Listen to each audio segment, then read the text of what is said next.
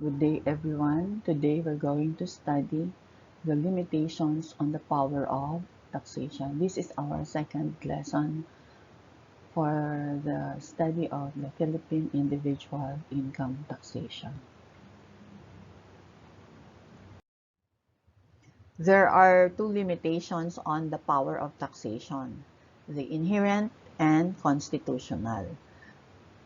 Pag sinabi nating inherent, nandun na yung limitation upon the creation of the power.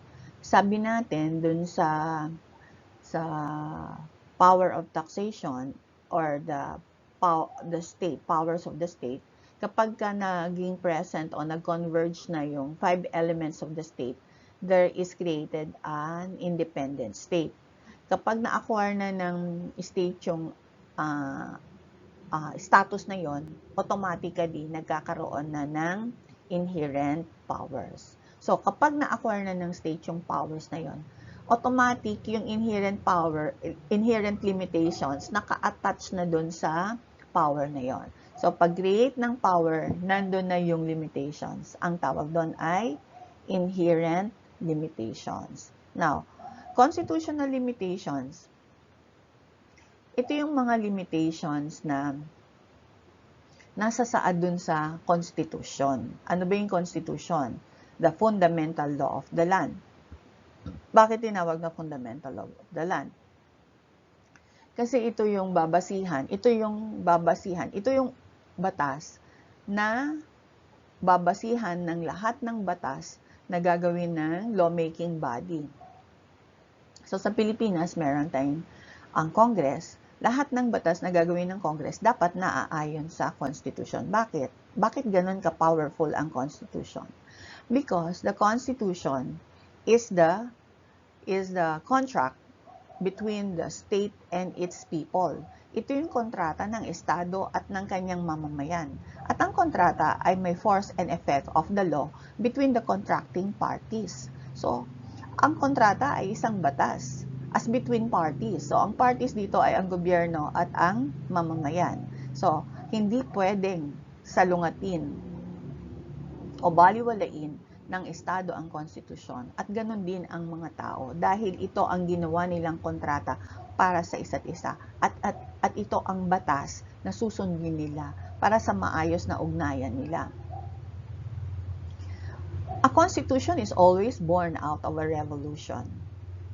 Kung titingnan nyo ang history ng Pilipinas, nagkakaroon muna ng revolusyon bago magkaroon ng panibagong konstitusyon. At ang konstitusyon, nababago yan sa pagbabago ng generation. Kasi yun yung naghihimagsik yung mga tao. Kasi ayaw na nila dun sa lumang batas kasi it does not fit anymore their present needs. Hindi tayo nagre-revolusyon dahil gusto natin magpatayan eh. Nagre-revolusyon tayo para baguhin ang Constitution kasi yung Constitution na yon ay hindi na sumasalamin sa present needs and conditions ng mga mamamayan. Kaya nagkakaroon ng revolution para baguhin ang isang Constitution. The Congress alone cannot change the Constitution. No, the Congress cannot change the Constitution. Why? Because the Constitution was drafted by the select people of the country. Ito yung mga taong hinirang ng mga tao bilang pinakamagagaling na tao ng bansa.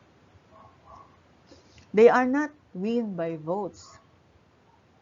They are won, the seats in Constitutional Commission the seats are not won by election na kailangan popular ka lang, kailangan kilala ka lang ng tao. No.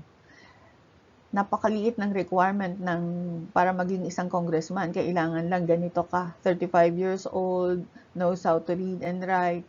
Pero pagka membro ka ng Constitutional Commission, or delegate ka, Constitutional Commission delegate ka, or Constitutional Convention delegate ka, kailangan possess ka of high integrity, probity, and intelligence.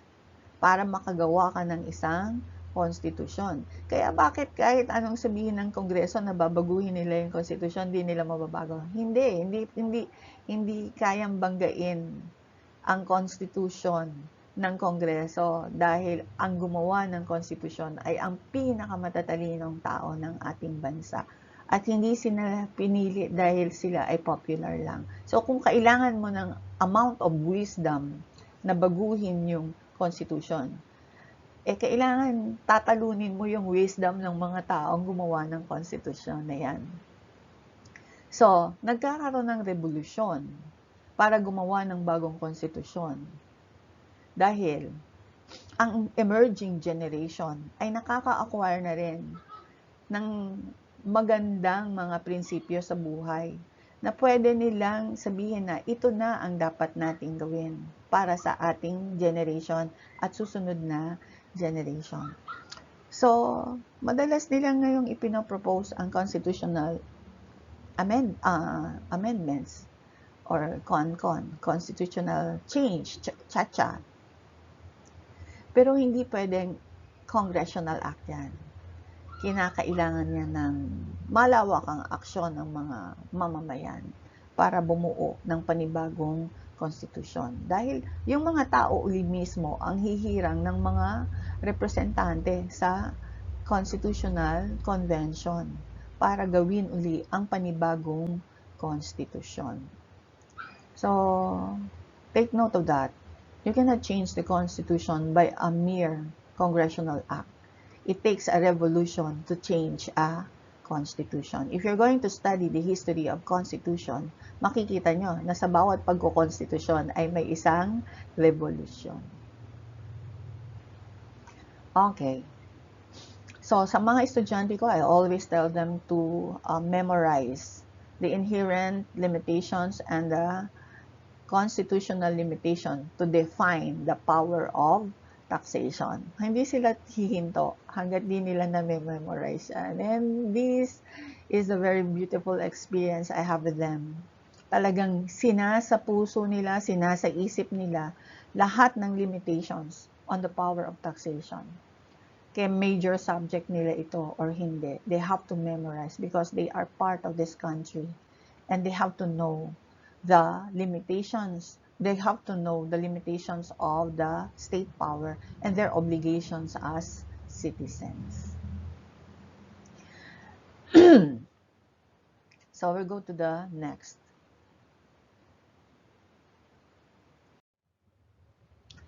There are 6 inherent limitations. Pag sinabi nating inherent limitation, it doesn't have to be in the Constitution.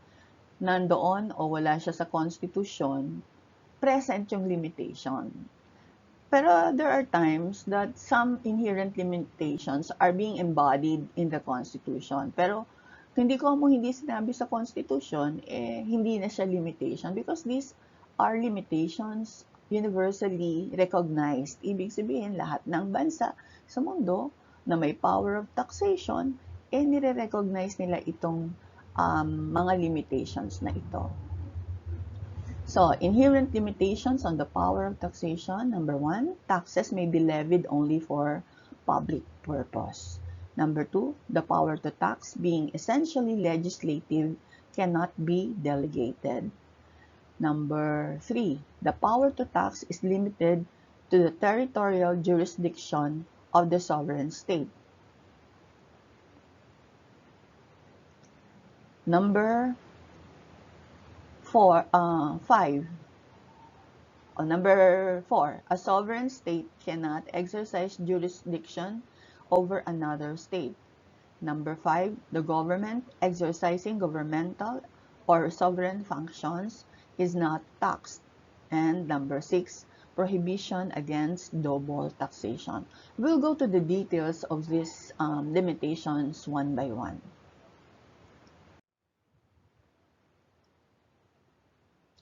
Number 1, taxes may be levied only for public purpose. So what is public purpose? Yun ang mahirap na tanong. Ano nga ba yung public purpose? The right of taxation can only be used in aid of a public object, an object which is within the purpose for which the government is established. So it has to be governmental in nature. It cannot be exercised in aid of enterprises strictly private for the benefit of individual, though in a remote or collateral way, the public may be benefited thereby. Ito yung palagi kong tinatanong sa mga students ko during recitation. Kunyari, yung sa Marawi, nagkaroon dyan ng great devastation because of the insurgency that happened or invasion that happened few years ago. Nasira yung mga poste ng Meralco dyan. Mga poste ng kuryente dyan. Pwede bang magpondo ang gobyerno para sa Meralco, para gawin ng Meralco yung mga poste doon sa Marawi? Will that be a public purpose? Kasi ang isa-serve yung mga tao doon sa Marawi. So, if we're going to use this phrase that it cannot be exercised in aid of enterprises is strictly private for the benefit of individual, though in a remote or collateral way, the public may be benefited thereby. So, kasi kikita doon yung Meralco eh. So, yung Meralco, yung magbe-benefit. Although, magbe-benefit din yung public. So, will that serve as a public purpose? If we're going to follow this phrase, then we cannot consider that as a public purpose because a private individual will be benefited by that project or purpose. So, strict ang Philippines sa public purpose. Kailangan talagang directly yung tao ang magbe-benefit. And it will be carried on by the governmental institutions or instrumentalities.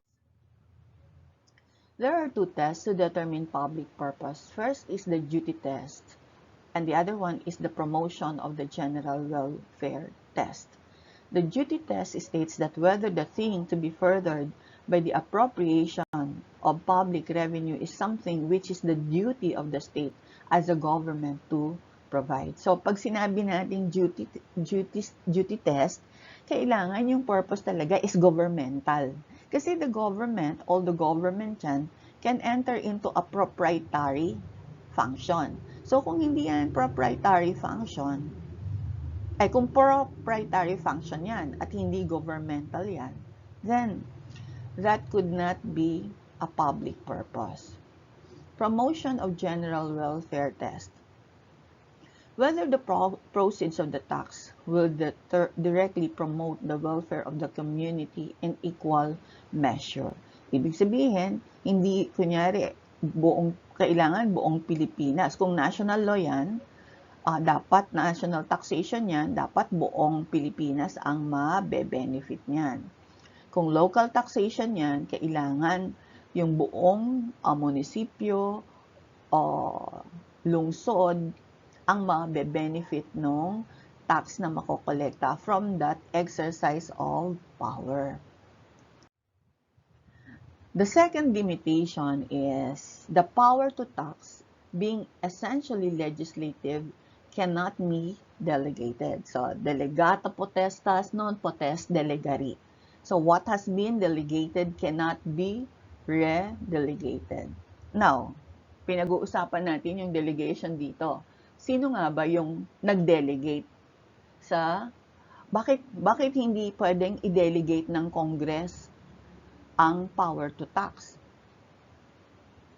Sino ba yung unang nag-utos sa Congress? Kasi the Congress, sabi what has been delegated cannot be redelegated. Delegata, potestas, non-potest, delegari.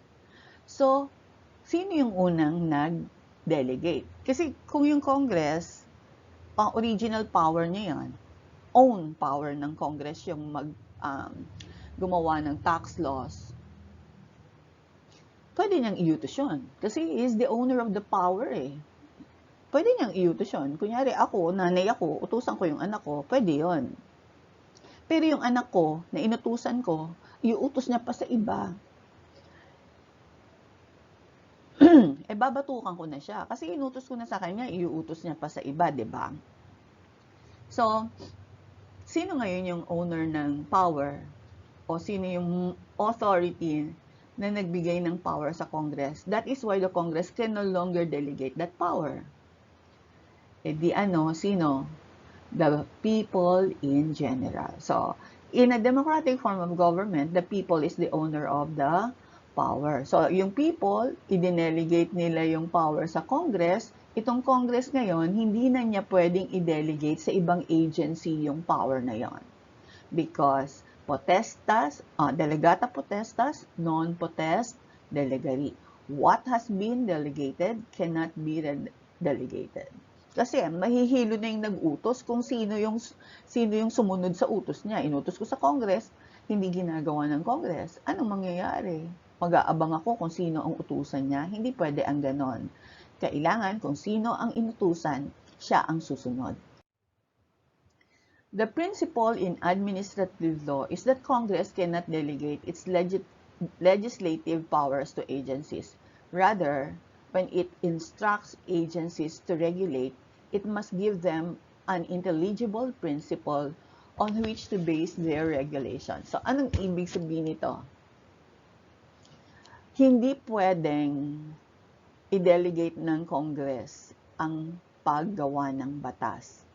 Pero, gumagawa ang Congress ng batas. That is a substantive law. Yung ginagawa ng Congress ay substantive law. Pero ang Congress, hindi naman nila power mag-implement ng batas eh. So, ang power ng Congress, gumawa lang ng batas. Paano i-implement yung batas?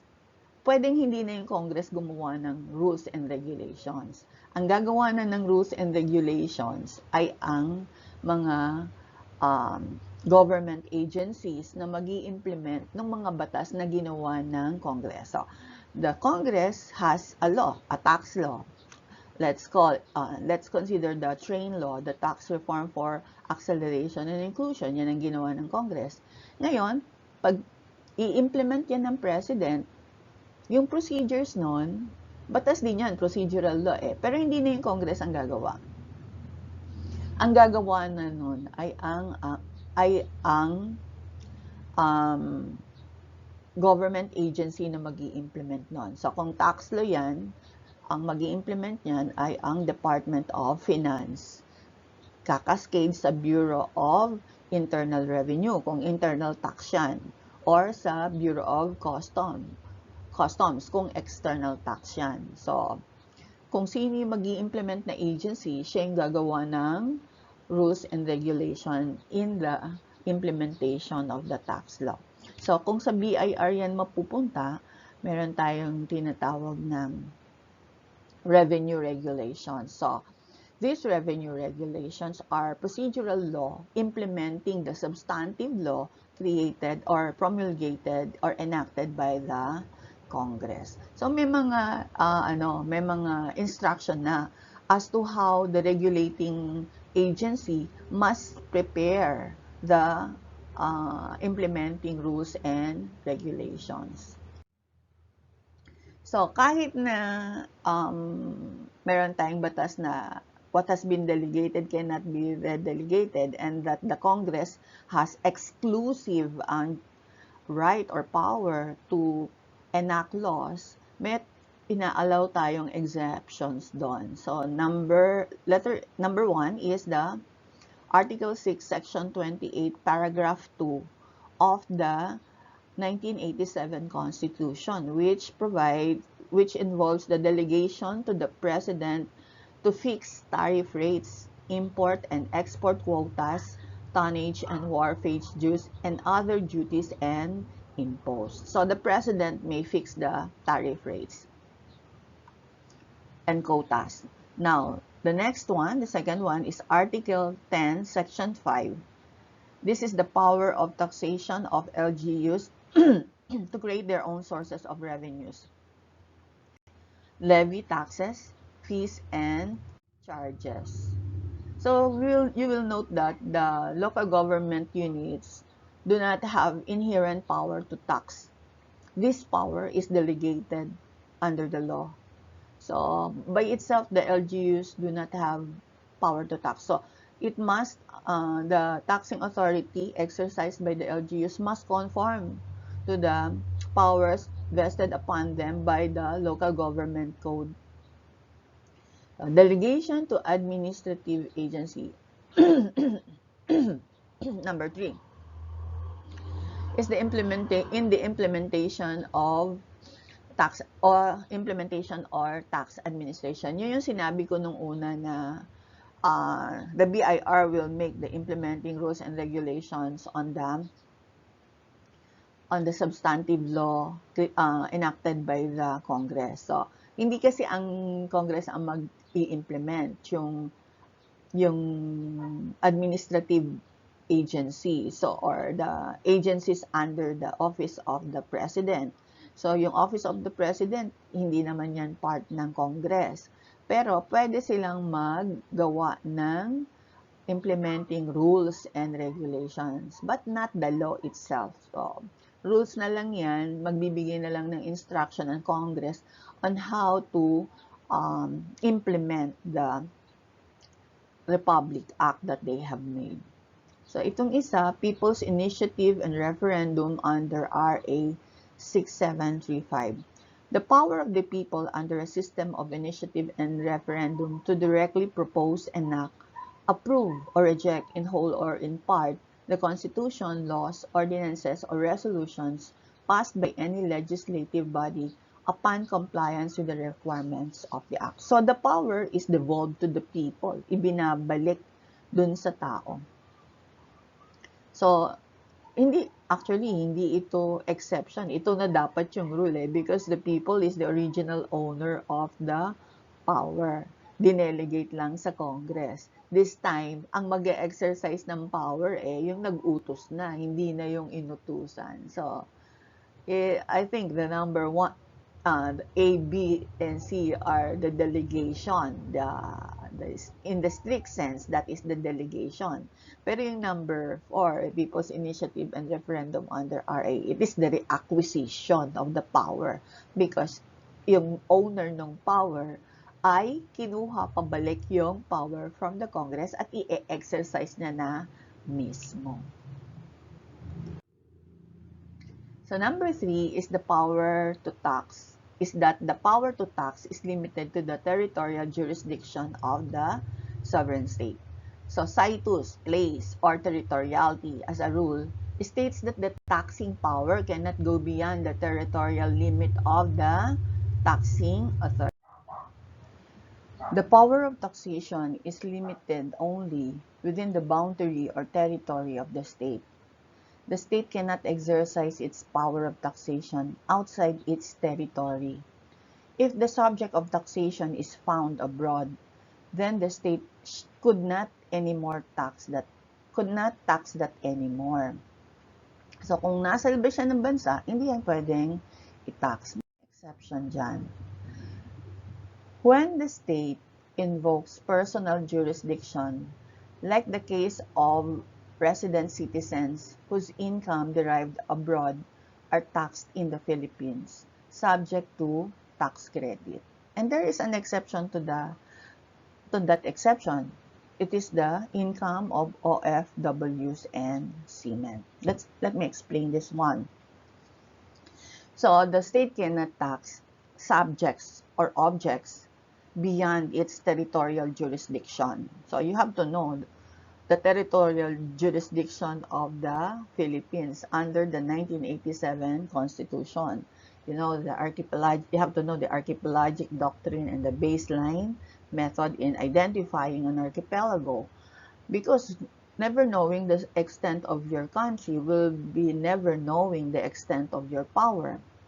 So, kapag sinabi mong ito yung Pilipinas at naka-enclose yan sa baseline,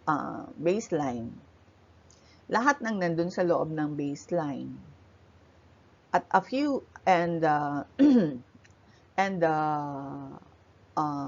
rights beyond that baseline, kasi meron tayong tinatawag na economic zone So, kung nasa economic zone pa yung object or subject. So that is still within the jurisdiction of the Philippines. Now, kung beyond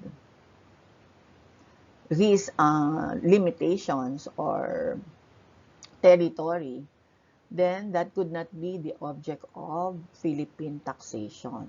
Ang exception ay yung personal law, yung tinatawag na personal jurisdiction, na kahit nasa labas na yung object or subject, meron pang authority yung Philippines over the subject. Katulad ni Manny Pacquiao, because he is a resident citizen, he is taxed on all income within and without the Philippines. You call that personal jurisdiction. Yung jurisdiction kasi nandun sa tao eh. So kahit saan pumunta yung tao na yon, yung jurisdiction or power ng state nandun pa rin sa tao na yon. So, si Manny Pacquiao, kahit saan siya kumita, taxable yon under Philippine laws. Kasi merong personal jurisdiction sa kanya ang Pilipinas. Pero yung mga immigrants, wala na yan. Kasi non-resident na sila eh. Non-resident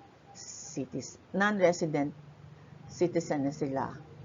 They have already manifested their intention to live outside the country. Therefore, hindi na sila babalik ng Pilipinas, doon na sila mananarbaho at maninirahan. Iba yung case ng OFWs. Yung mga OFWs kasi, doon lang sila nagtatrabaho, pero ang paninirahan nila ay nasa Pilipinas pa rin. Ganon din yung mga seamen. Nagtatrabaho sila sa ibang bansa, pero ang paninirahan nila ay nasa Pilipinas pa rin. So, they are still considered resident citizen. Pero, under the tax code kasi, kahit na resident citizen ang mga OFWs at seamen, kinoconsider na rin sila for taxation purposes as non-resident citizens. Therefore, taxable na lang sila on income within the Philippines. Yung income nila outside the Philippines will no longer be taxed using Philippine laws. So, yun ang ibig sabihin nito. The state cannot exercise its taxing power over subjects and objects outside the Philippine territory. Mapwera na lang kung ini-invoke ng state ang personal jurisdiction like in income taxation where resident citizens are taxed on all income within and without the Philippines, just like the case of Manny Pacquiao. And also, except in the case of OFWs and Séamén who are working abroad and remaining as Filipino residents citizen, pero by the law itself of taxation, ine-exempt sila from paying taxes on income outside the Philippines. So, the general rule, territoriality. Kung nasa loob lang ng Pilipinas, pwedeng i-tax. Exception, personal jurisdiction. Exception to the exception, the OFWs and the seamen, because personally, they are subject to the jurisdiction of the taxing authority, but the law on taxation exempt them from paying income to the Philippine government.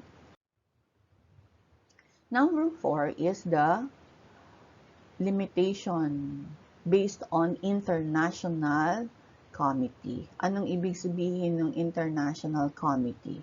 International comity is international friendship. O, pag magkakaibigan kayo, walang power dyan. Hindi mo ako pwedeng i-tax. Hindi kita pwedeng i-tax. Magkaibigan tayo eh. Ba't pa tayo naging magkaibigan kung pwede mo pala akong i-tax? This is the respect afforded by one state to another by virtue of the principle of sovereignty. A sovereign state cannot exercise jurisdiction over another sovereign state. Par in parem non habet imperium. Par in parem non habet imperium means equals have no sovereignty over each other. It is a general principle of international law forming the basis of state immunity. So, kaya hindi tayo nagtatax dun sa sovereign state is because of this principle. Par and parem non habet imperium. In equals, there is no sovereignty over each other. So, because of this principle, a sovereign state cannot exercise jurisdiction over another sovereign state. The power of taxation is imposed only within the state. The state could not tax another sovereign state under the principle of international law on which the Philippines adheres. This is on the basis of Article 2, Section 2 of the 1987 Constitution, which provides that the Philippines renounces war as an instrument of national policy, adopts the generally accepted principles of international law as part of the law of the land, and adheres to the policy of peace, equality, and justice. So we adopt the generally accepted principles of international law, and that parem is part of the principles of international law. Following the International Committee, no law may be passed imposing tax on income of foreign ambassadors and tax on real property on foreign embassies. So, in my class, I would always give as an example yung mga embassies dyan. May mga activity dyan sa loob ng embassy. Pwede bang i-tax ng Philippine government yung mga activities nun? Of course, no. Because in international law, yung embassy is an extension of the mother country or the owner of that embassy. Kung Amerika ang may-ari niyang embassy na yan, territory yan ng Amerika in the Philippines. Kung tayo naman may embassy sa Amerika, yung embassy natin doon ay territory ng Philippines. That's why may mga cases na hindi binabalik doon sa country. Katulad yung kaso ni Smith at ni Laude. So, it involves an American, and that American is in service of the American government. Hindi na-try dito sa Philippines yung case because part ng American government yung subject eh. So, between sovereigns, there is no jurisdiction over the other. So, ibabalik yun ng Amerika, ng Pilipinas doon sa Amerika yung kaso para itry nila doon si Smith. It's just like having yung magkapitbahay kayo, magkaibigan kayo. Yung anak nung kapitbahay mo na kaibigan mo, nasa loob ng bahay mo, nanakit ng anak mo. Papaluin mo ba yung anak nung kapitbahay mo na kaibigan mo? Hindi. Kasi kaibigan mo siya eh. Ibabalik mo siya dun sa nanay niya at sasabihan mo lang yung nanay niya, ganun ang ginawa niya sa anak ko. Pero kunyari kaaway mo yun, anak ng kaaway mo yung pumasok dun sa bahay mo at sinaktan yung anak mo, natural pupukpukin mo yung kaaway mo naman yun eh, makipag-away ka na ng todo-todo, diba? Ganun yung international committee, ganun yung international friendship. Kung nagkakasala yung subject nung bansa na kaibigan mo siya, hindi mo pupukpukin yung nagkasala na yun. Ibabalik mo siya. Kaya may mga tinatawag na expatriation eh. May mga Pilipino na expatriated eh. Pinababalik sa atin. Kasi kung nagkakasala sila dun sa ibang bansa na pinuntahan nila, ine-expatriate sila. Kaya minsan hinahabol natin yung may karapatan tayong habulin yung mga Pilipino minsan na nagkakasala sa ibang bansa, katulad yan sila Sara Balabagan, Willie Reyes, at nagmamakaawa tayo. Kasi friend natin sila. Nagkasala yung tao natin nila. Although hindi part ng government agency si Sara Balabagan. She's a private individual entering the Saudi Arabian country. So, hindi na dapat yun sakop ng Philippine government kasi hindi naman yan yung part ng kanyang government agency or instrumentality. Kasi pagka part yan ng embassy natin, tao yan ng embassy at nagkasala, automatic yung expatriation yan eh. Pero kasi ito private individual. Pero kahit private individual yan, gusto ng bansa natin na hanguin yung tao na yun sa ganong sitwasyon.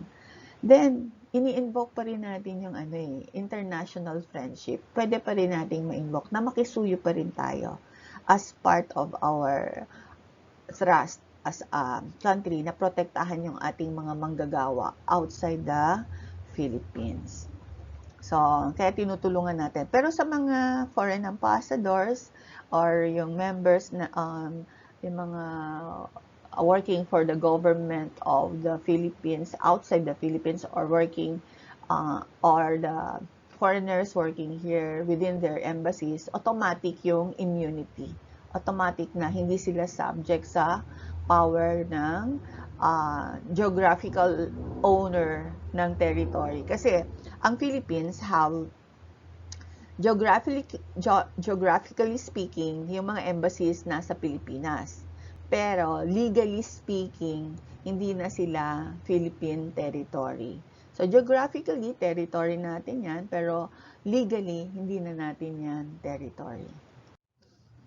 Exemption, number 5, exemption of government entities, agencies, and instrumentalities. So, alam natin yung government agencies, entities. Ano yung instrumentalities? So, an instrumentality is an organization created by or pursuant to state statute and operated for public purposes. Generally, an instrumentality performs governmental functions but does not have the full powers of government such as police power, taxation power, and eminent domain power. So, itong instrumentality, maihahatid din tulad natin to sa mga government-owned and controlled corporations like PhilHealth, GSIS, SSS. So, these are part of the exemption from taxation. Pero dito sa sa instrumentality, maraming klase kasi ang GOCC. So, we'll learn about that later on. So, pag sinabi natin exemption of government agencies, entities, and instrumentalities, bakit exempt yung government agencies? Kasi parang parang katangahan na lang or absurdity na lang na itatax mo pa yung government. Why? Taxes is the lifeblood of the nation. Ito yung dugo na dumadaloy sa buhay na nagbibigay buhay sa isang bansa. Kasi government by itself, walang buhay yan eh. Kung di mo lang lalagyan ng taxes yung government, wala yung gobyerno na yan. So, parang kung itatax mo yung gobyerno, parang nag-blood transfusion ka. From left hand to the right hand or right hand to the left hand. So, anong nangyari? Wala rin. Kasi, you just circulated the same blood eh. Hindi pa rin mabubuhay yung may sakit na yan. Kung ang transfusion mo is from the left hand to the right hand or from the right hand to the left hand. It should be from outside another person to create a life. So, you cannot tax government entities, agencies, and instrumentalities because it will not give life. The taxes taken from the government entities, agencies, and instrumentalities will not give life to the government. The government exercising governmental sovereign function is not taxed, but when the government agency exercises proprietary function, taxation is a rule. So the government, although governmental primarily ang function niya, it can enter into proprietary function. So, pagka nag-enter yung government into proprietary function, meaning to say, gustong kumita ng gobyerno, hindi regulation on general welfare yung purpose niya, pero kung gusto niyang kumita, so it devolve itself into a private entity. Nagiging private entity na yung government. At kung private entity na yung government, taxable na siya kasi hindi na public yung purpose niya. Pecuniary or profit-oriented na siya at nako-consider na siya as a private entity. Therefore, the government acting in proprietary function is considered a taxable entity. In the Philippines, government-owned and controlled corporations are corporations which are generally created through legislation. Parang instrumentalities din, di ba? Kaya lang yung instrumentalities, public talaga yung purpose nila. At hindi government not necessarily public, governmental lang talaga. Yan yung pagkakaiba sa GOCCs. Governmental lang talaga yung purpose niya. Itong GOCCs, meron silang profit-oriented purpose. Kaya taxable sila. They may be classified into two principal types. Corporations which are wholly owned by the government and those which operate under the government control and with private sector capitalization. So, yung Philippine Heart Center and National Food Authority, wholly owned, meaning to say all the funds being utilized by these agents, by these corporations, come from the Philippine government. Itong isa naman, yung PNOC, control lang yung nasa government, pero yung capital nila, yung funds nila, galing sa private sector. So, on account of their socio-economic development objectives, so ang purpose ng mga GOCCs is not governmental.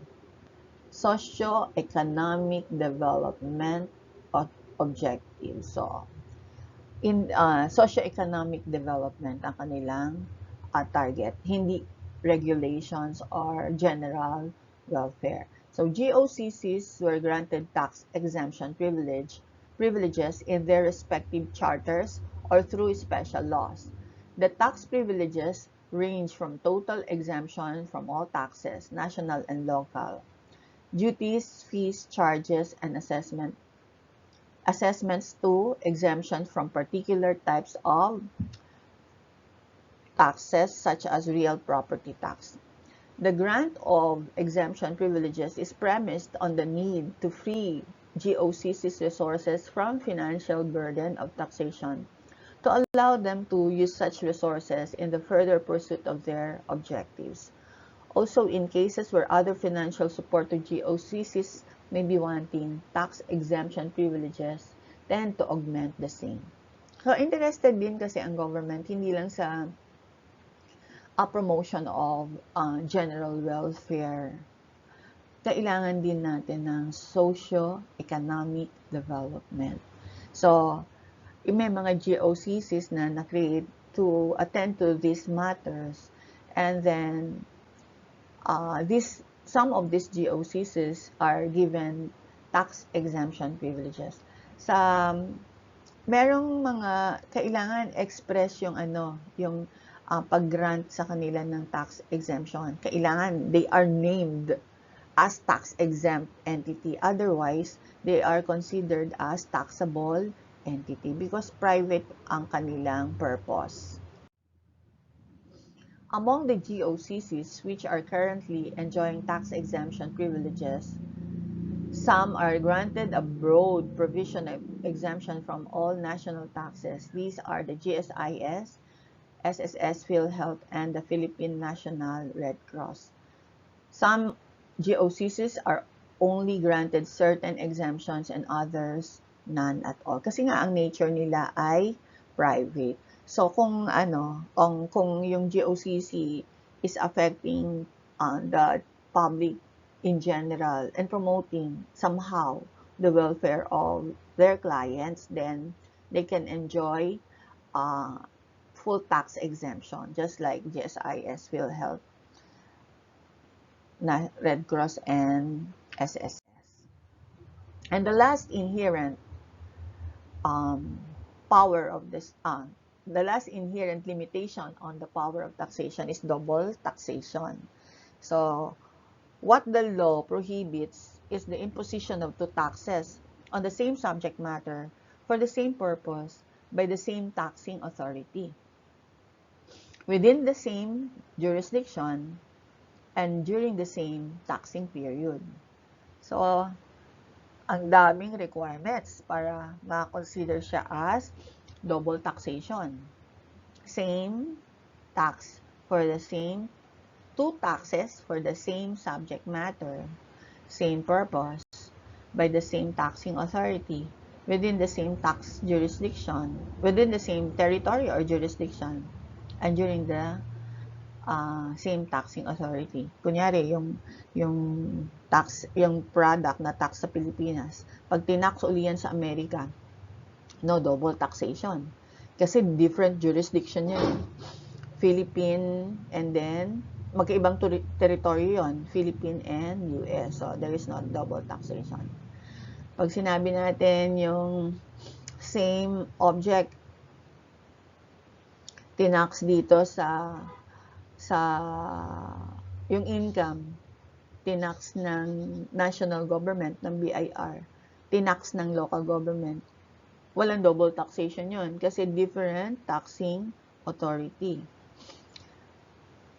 So, let's take the example of the cedula. Doon sa cedula, meron tayong tatlong klaseng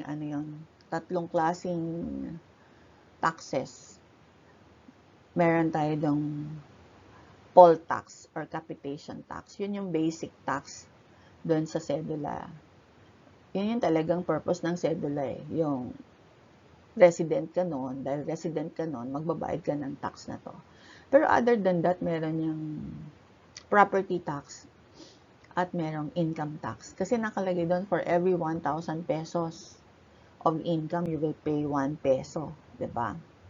For every 1,000 worth of property owned in the territory, you will pay 1 peso. So, there are 3 kinds of taxes being collected from that cedula. The poll tax, the real property tax, and the income tax. Now, let's analyze. Yung poll tax ba, may double taxation doon? Poll tax is a local tax. So, kinokolekta ng munisipyo or city where the person is residing. Ang BIR ba or customs ba nangongolekta? Or yung National Taxing Authority ba nangongolekta ng poll tax? No. So, yung poll tax, there is no double taxation. Kasi ang nangongolekta lang nun ay ang local government unit. The second one is the income tax. For every 1,000 worth of income, 1 peso. Meron bang double taxation dyan? Ang BIR nangongolekta ng income tax. Ang local government unit nangongolekta ng income tax. May double taxation? Wala. Kasi magkaibang government authority yun eh. Isa local government, yung isa national authority. Magkaibang taxing authority. Isang national taxing authority at isang local taxing authority. Therefore, there is no double taxation. Number 3, real property tax. Kasi naka-attach dun sa property yung yung tax. Nangongolekta ba ang BIR ng real property tax? Hindi. Ang local government unit ba nangongolekta ng real property tax? Yes. Yung amilyar, yung taon-taon nagbabayad ng real property tax yung mga owner ng property. And then, eto, sa cedula, may real property tax. Is there a double taxation? Yes, there is, because the local government is collecting real property tax and at the same time collecting real property tax from the cedula. So there is double taxation in the real property tax in that cedula. That is why ngayon hindi na masyadong dinidemand yung cedula for documents mas piniprefer na yung ID because there is a violation in that cedula of the inherent limitation on the power of taxation. So, tandaan natin ano-ano yung mga limitations on the power of taxation: public purpose, within territorial jurisdiction, non-taxability of government agencies, international comity, double taxation, ano pa ba yung isa? Ano pa yung isa? Nakalimutan ko yung isa. 5 lang yung naalala ko. So, public purpose, territorial jurisdiction, international comity, double taxation,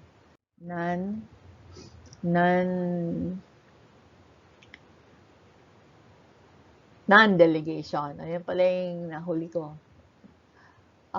Non-taxability of government agency and non-delegation of taxing power. So, tandaan niyo yung 6 na yon. So, these are the definition of the power of taxation. The limitations are the ones that define the power of taxation. The next topic will be constitutional limitation. So, we have already identified the one of the ends of the segment that we're trying to define, or the line that we're going to define, the line A and B. So, the power of taxation can be likened to a straight line, but you need to have endpoints to define that line. So, we have the line A and B to identify that power of taxation. We're done with the inherent limitations. Gusto ko pa sanang ituloy, pero masyado nang mahaba ang discussion. We're going to discuss the constitutional limitations on another video para may pahinga ang utak nyo, maunawaan nyo ng todo itong inherent limitations. Thank you for watching and thank you for viewing. Kasi yung una kong video on taxation ay ang dami kaagad na nag-view. In a week, 300 plus na kaagad. So, yun yung pinakamaraming views among the videos that I have prepared in a week na maka 385 siya. So, this is another video. Parang naging inspiration ko yun na bawat video ko sa taxation, pagandahin ko talaga at gawin kong malinaw ang discussion para yung 385 na yun, na ngayon ay 483 something na, 483 na, ay magkaroon ng inspiration na manood palagi ng video hanggang matutunan nila talaga kung ano ang Philippine individual taxation. So, I hope you like and subscribe this channel and wait for the updates on the lessons in Philippine income taxation kasi isang isang talagang buong lesson ito na at the end of your journey here matututo talaga kayo ng mag-compute ng inyong taxes. Individual income tax. Matututo talaga kayo kasi ito na yung programa na inihanda ko para sa mga viewers ng channel ko. My work being as I worked as a local tax examiner in Caloocan City Hall, and I work as a BIR examiner in Davao City. So ngayon na nagtuturo ako, kino-combine ko lahat ng knowledge ko based on books and based on the experiences that I was able to have in these works that were given me by the state. So, kino-combine ko lahat yon. I hope I can come up with a good discussion and you can have a good learning on the Philippine individual income taxation. So, wait for the next video on the constitutional limitations on the power of taxation. God bless and keep safe.